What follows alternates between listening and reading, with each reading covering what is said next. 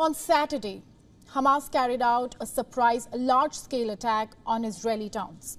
The ongoing Israel-Hamas war has brought back memories of the 1973 Yom Kippur War, which had triggered an oil crisis that year. The similarities between October 2023 and October 1973 are obvious on the brink of the 50th anniversary of the world's first oil crisis, an unexpected assault on Israel and an increase in oil prices. But a Bloomberg report states that the similarity stops there.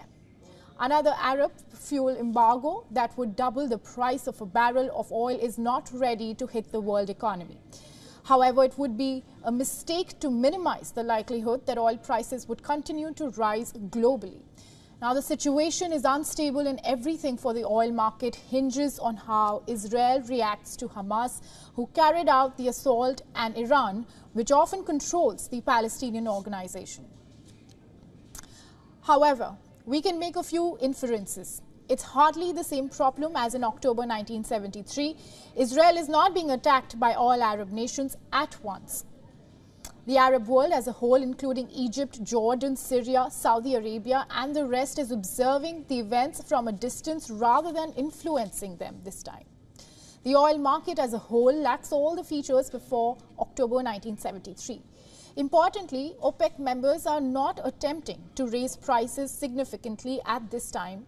Instead of driving oil prices more than 100% higher to $200 per barrel, Riyadh would be happy if they increased another 10 to 20% to slightly beyond $100 from the present $85 per barrel. Now, just before the oil embargo in October 1973, OPEC countries unilaterally increased official fuel prices by around 70%.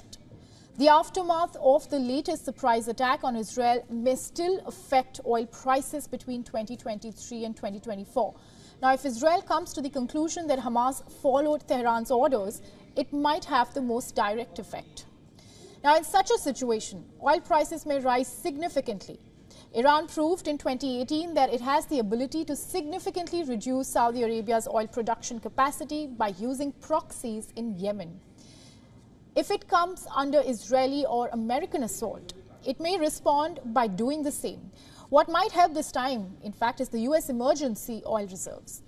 The Strategic Petroleum Reserve may be used by Washington to reduce the effect on fuel prices and President Joe Biden's popularity rating, which is a significant departure from 1973. Now, the White House will undoubtedly deploy the SPR if oil prices rise due to unrest in the Middle East. Now, the reserve still has enough oil in it to go through another crisis, even if it's at its lowest point in 40 years.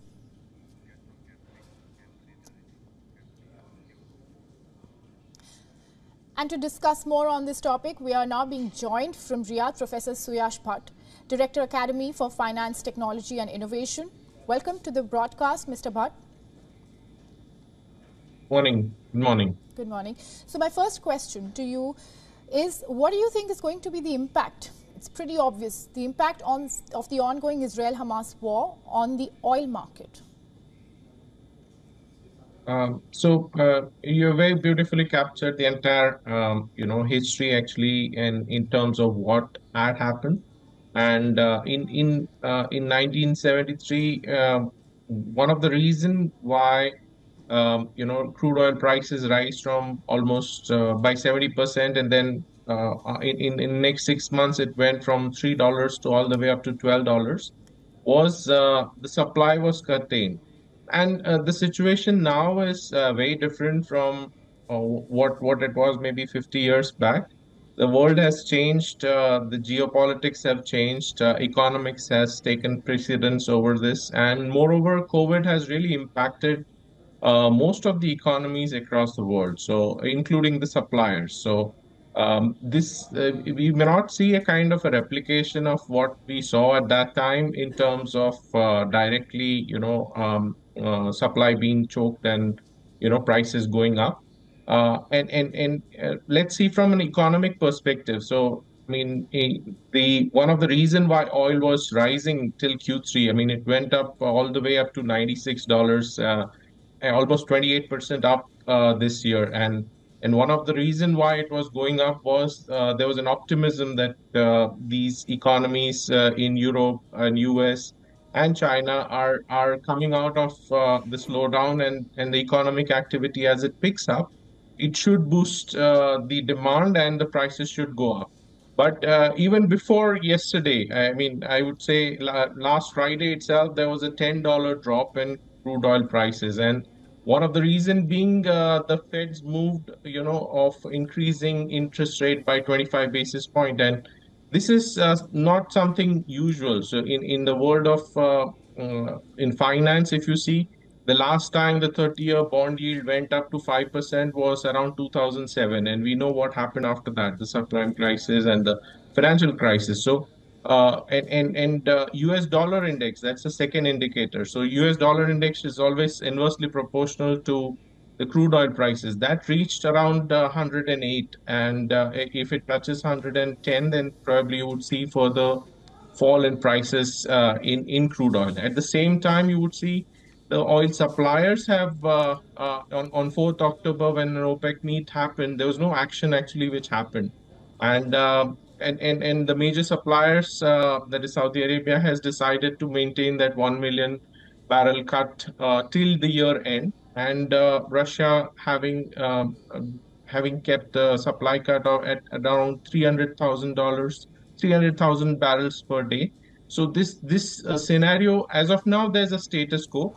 But I mean, things are very different than what we saw 50 years Sure. So, back. Mr. So Bhatt, there may not be any need. are you indicating that there could be a change in this strategy? Because the OPEC Plus meeting that happened on 4th of October, of course, we did not know the conflict that was going to ensue.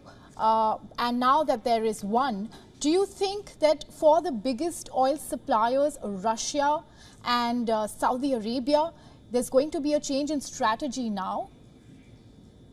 So, I mean, in terms of response to this event, I mean, it's anybody's guess. I mean, very difficult to say what would be the response from the suppliers. But if you see from purely from a business perspective, this doesn't make sense. The reason being, I mean, if you increase the price beyond a point, there's not much economic activity to support it, and there's already a fear of global economic breakdown about to happen, where you're seeing almost I mean, in 1973, if you go and check how many people went to IMF and borrowed money, the number of countries were less and the amount was as well less, and that has gone up in last 3 years, significantly up, and one of the reasons being the slowdown that happened due to COVID. So from a price elasticity perspective, if you see, there's no it's beyond the market's capacity to pay for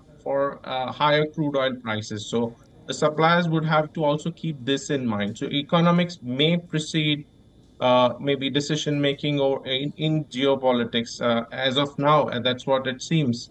But I mean, would there be a strong reaction?